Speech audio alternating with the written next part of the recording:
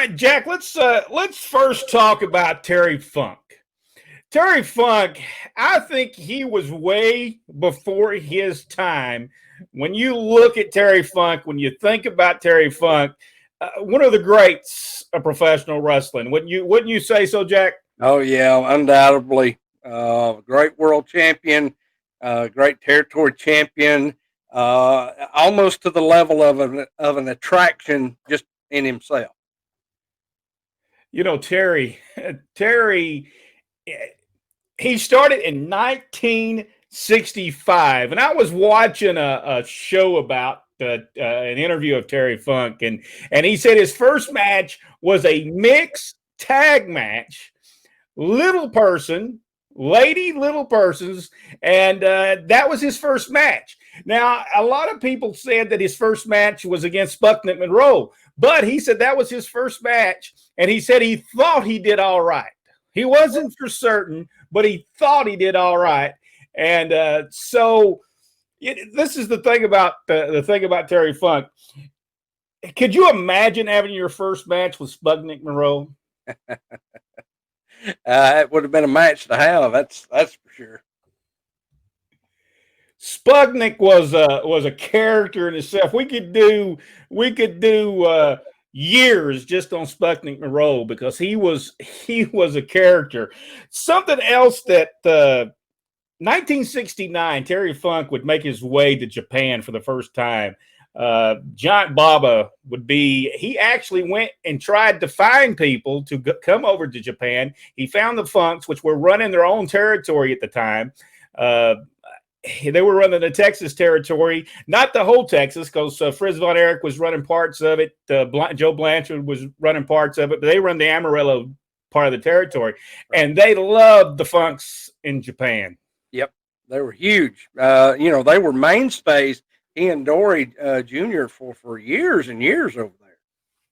And when they asked Terry, they asked him, they said, "Why do you think you got over?" He said, "I think it was my father that actually started the whole thing because people respected Dory Funk Sr. over there." And he said, by the time that we got over there and brought a lot of the wrestlers from the Amarillo territory, he said that was great. Hey, I'll tell you what, we've got somebody coming on right now. Well, he was fixing to leave, but we're going to bring him on. Rodney, he was a little late. Wasn't a little late. I just, for whatever reason, links got thrown in the trash. I had to find them. Well, we're talking about Terry Funk, Rodney. We was talking about Terry Funk's first match. He had his first match in 1965. His first match actually was a mixed tag team match, and then he had a match with Sputnik Monroe. And then 1969, he went to Japan, where the Funks truly made some remarkable money in Japan for many, many years. Rodney, the Funks were loved and hated both in Japan. Yeah, they were superstars. I would say probably bigger than anybody I've ever seen. They were truly true stars there. Something else in 1975, Terry Funk would become the NWA World Heavyweight Champion.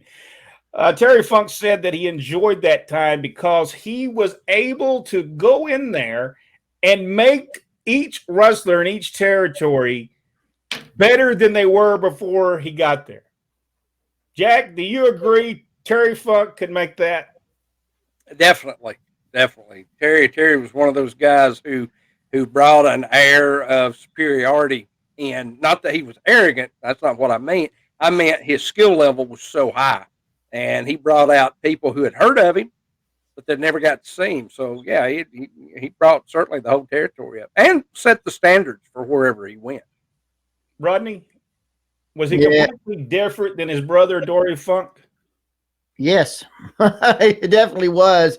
Terry had the ability, because of his status, to get anybody over.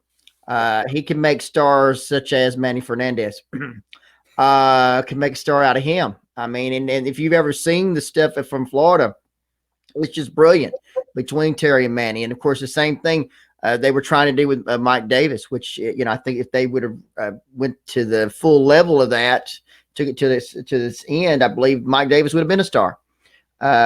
It's just the ability that Terry had to make stars because of he's a star himself, no doubt. I watched some stuff today of Terry Funk. Some of his Memphis wrestling stuff is probably some of the best stuff that Terry Funk had ever done. We have to talk about, when we talk about Terry Funk, we have to talk about the match that he had with Jerry Lawler in the empty arena in Memphis, Tennessee. Jack, have you got to witness this empty? I did. I saw that years ago. It was quite different and really, really groundbreaking.